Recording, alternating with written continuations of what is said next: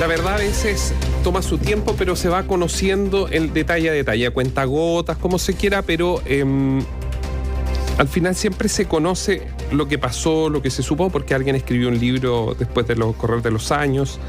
Y muchas veces cuestionamos a algunos países como Estados Unidos sobre distintos puntos o miradas, pero lo cierto es que en Estados Unidos se va desclasificando cada ciertos momentos de época los archivos más ocultos del país. Y así es como supimos, por ejemplo, fehacientemente, lo que ya siempre se rumoreó, cómo Estados Unidos entregó recursos, colaboró y apoyó votar el gobierno de Salvador Allende y lo que fue luego la instalación de la dictadura de Augusto Pinochet, y esta dictadura con apoyo de cívico-militar, con apoyo de civiles, ¿no es cierto?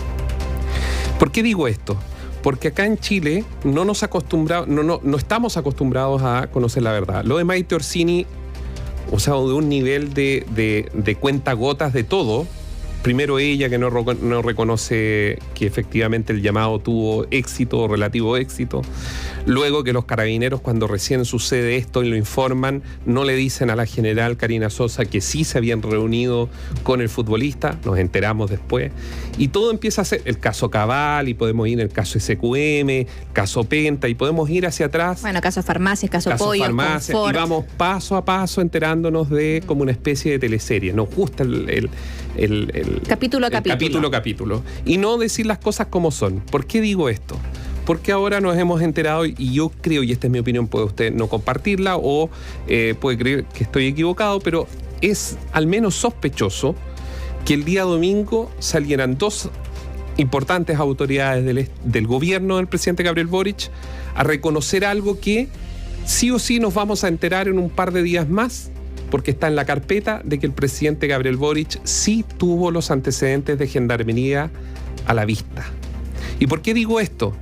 Porque nos vamos a enterar, sí o tarde o temprano nos vamos a enterar, o nos íbamos a enterar, mejor dicho, de que sí el presidente tuvo en su poder los informes negativos de gendarmería para un indulto o para una libertad, digámoslo así, de parte de gendarmería hacia 6 de las 13 personas que se les otorgó por decisión presidencial, ¿no es cierto?, el indulto. Y ayer salió primero en la mañana el ministro de Justicia y luego en la tarde, ante la pregunta en Tolerancia Cero de nuestro medio asociado CNN Chile, ante la consulta, el subsecretario del Interior terminó por volver a reconfirmar lo que ya había dicho el ministro Cordero durante la mañana. ¿Por qué esto se pregunta tanto? Porque también, como tú dices, Néstor, de repente las cosas se saben a cuentagotas o lisa y llanamente no se responden. Los indultos fueron a fines del año pasado, 29 y 30 de diciembre del 2022, y muchas veces se hizo la pregunta a distintas autoridades de gobierno de si el presidente había tenido o no los antecedentes sobre la mesa.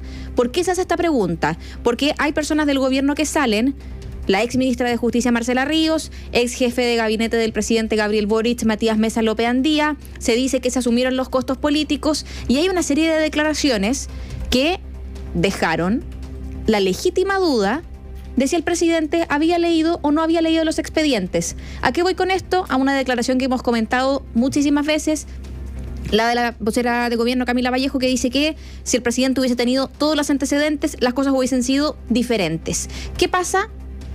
Ahora se sabe esta información y uno se pregunta, ¿hubo alguna especie de mentira?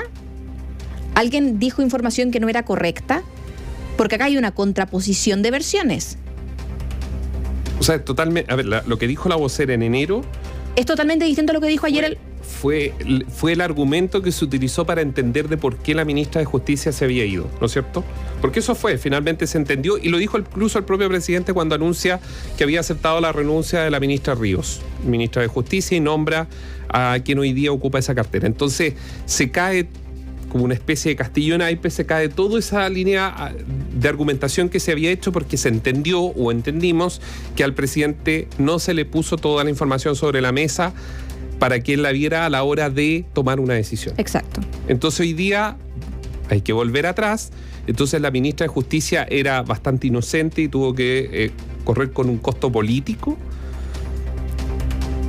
O sea, sí informó de que estas personas tenían y ahí todo esto se confunde. Ahora, ¿por qué menciono esto de la transparencia? Porque desde este momento la vocera de gobierno, Camila Vallejo, cada vez que intervenga sobre temas de acción política, bueno, va a haber que estar con una lupa. Lo que ella diga no es la verdad absoluta. ¿Por qué? Porque aunque representa el gobierno, nunca es la verdad absoluta de alguien que interviene, evidentemente, pero uno entiende, y cuando uno hablamos de las declaraciones oficiales. Claro, uno pone que la declaración oficial es que el presidente no lo tuvo porque lo dijo la vocera.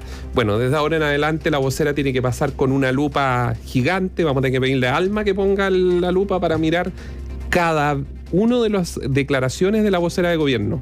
Y empieza, evidentemente, la vocera de gobierno a hacer, esto es como una especie de disparo a la línea de flotación de lo que es un vocero de gobierno, que es su credibilidad. Y por eso es tan complejo lo que pasó en las últimas horas. Ahora, si esto fue medido o no, claramente aquí hubo dos autoridades que hablaron en un día que se refirieron derechamente a esto, sabiendo los costos que alguien tenía que pagar y que es la vocera de gobierno. ¿Sabía el segundo piso y la presidencia de la República de esto? Es una buena pregunta, porque eso demostraría entonces que Camila Vallejo estaría más sola dentro de la estructura del gobierno y por eso es que este misil a su línea de flotación, porque de otra forma no se entiende.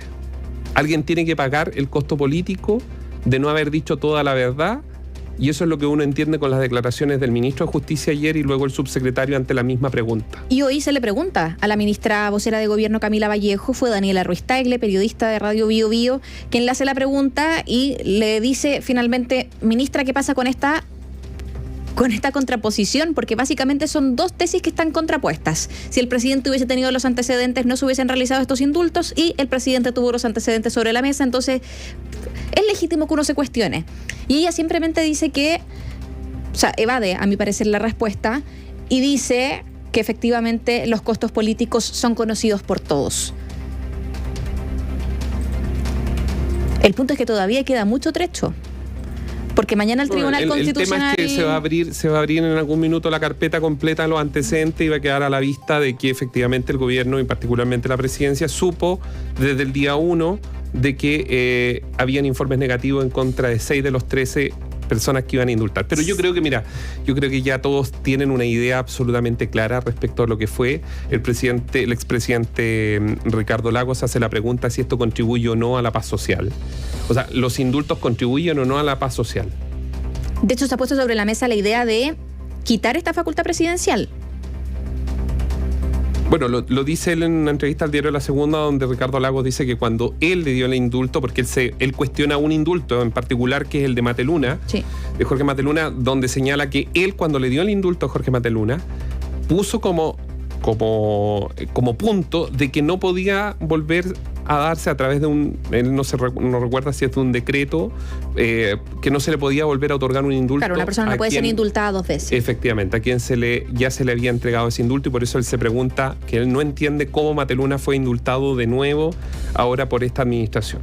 Y se hace la pregunta a continuación si esto ayuda o no a tranquilizar la paz social. O sea, yo creo que todo esto en el contexto de la seguridad también es complicado y que salga un expresidente que es, podríamos decir, afín, no sé si afín políticamente al gobierno, pero pertenece más al oficialismo, por cierto. Es militante de uno de los partidos que pertenece a la alianza de gobierno y que, claro, critique básicamente las decisiones que se están tomando. No sé si le entrega mucho peso o no sé si le entrega beneficio a un ejecutivo que, claro, que está siendo golpeado. Pese a que el presidente Gabriel Boric acaba de subir un poquitito más su aprobación, un 35%. Las cosas pueden ir mejorando por algún lado, pero está este carril, que lo dijimos antes, es como la especie de fantasma de la moneda. Porque mañana el Tribunal Constitucional va a definir si acoge o no estos requerimientos contra 7 de los 13 indultos. ¿Y qué pasa en ese caso? Mira, lo más probable es que el Tribunal Constitucional, que está en este minuto partiendo por su presidenta, está inclinado hacia el Palacio de la Moneda. Lo más probable es que el Tribunal Constitucional, mañana lo vamos a saber, pero Hay un porcentaje cuando uno habla con abogados que son especialistas en derecho administrativo que apuntan que esto es puramente política y el Tribunal Constitucional va a bajar a la política y lo más probable es que le va a dar la razón al gobierno, rechazando obviamente el recurso presentado por la oposición ante este tribunal. Y ahí se vendrá la lupa también sobre los ministros del Tribunal Constitucional, que hay muchos o varios abogados que la tienen lista la lupa para ver los movimientos de estos ministros del Tribunal Constitucional. Un Tribunal Constitucional ampliamente cuestionado en los últimos 10 años particularmente. Y que desde que empezaron a meter operadores políticos dentro del Tribunal Constitucional. Y de hecho que también en el proyecto de nueva Constitución que se rechazó iba a ser completamente reformado. Por ende, claro, hay hartas cosas que uno se tiene que poner a evaluar cuando se quiere hacer un análisis político. Yo creo que es bien interesante, María José, plantearse, para ir cerrando, plantearse algo, una buena conversación.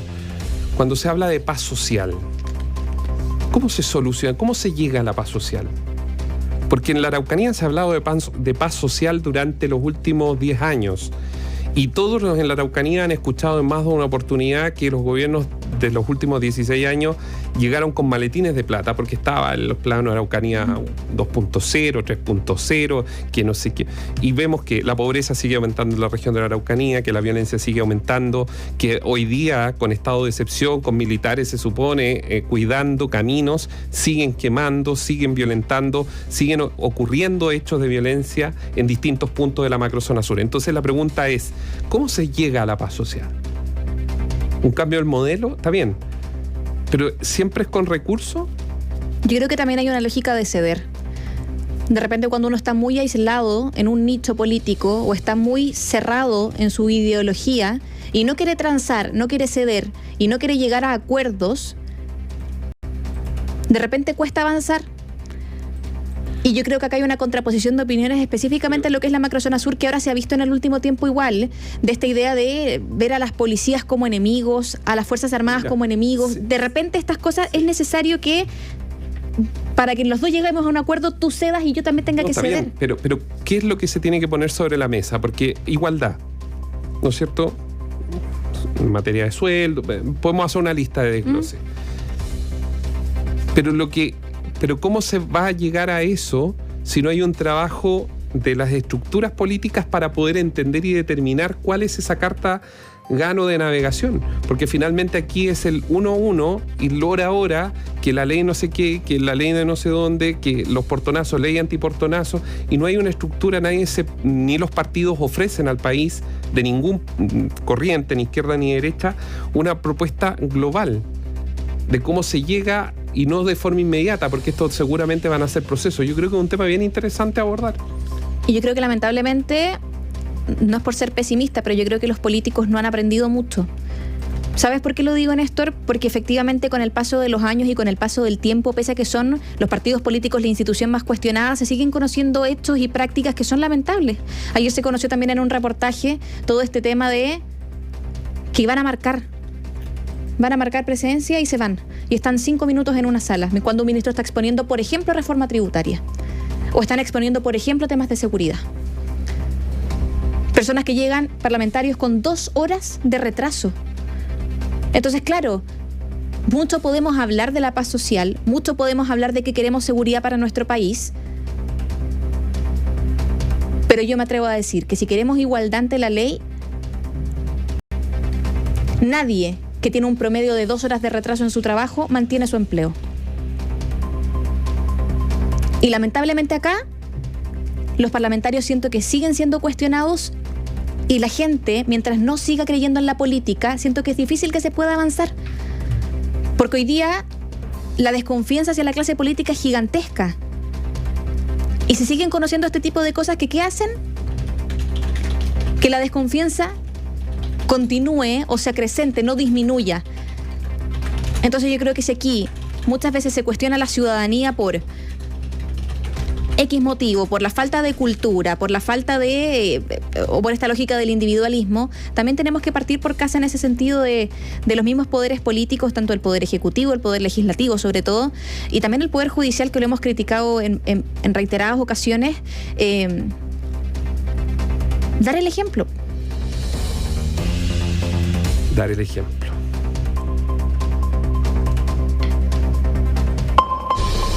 Información independiente. Opinión independiente.